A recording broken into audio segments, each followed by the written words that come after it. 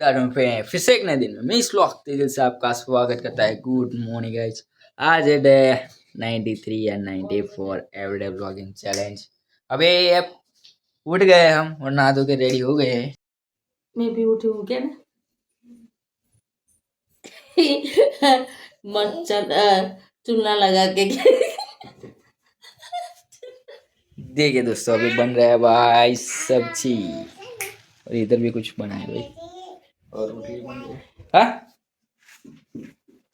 दोस्तों आ गए दूध और ये परी और ये मैं पी लेते हैं दूध साथ में।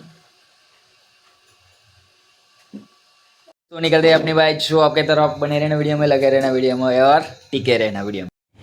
दोस्तों अभी हम जा रहे हैं शॉप भाई। आपका भाई आज है भाई गुरुवार और कल भाई से फ्राइडे शुक्रवार बस छुट्टी है भाई अपने 2 दिन। चलिए बने रहना, लगे रहना और जुड़े रहना अपने भाई के साथ। दोस्तों आपका भाई निकल चुका है भाई जेल के बाहर और अभी उड़ने लगा है गाड़ी लेके। चलिए बने रहना, लगे रहना और जुड़े रहना भाई के साथ। दोस्तों फिलहाल अपन भाई घर पर पहुंच चुके हैं, कपड़े चेंज कर दिए हैं और अभी जस्ट बैठे हैं भाई आराम से, सोच रहे हैं कुछ ना कुछ।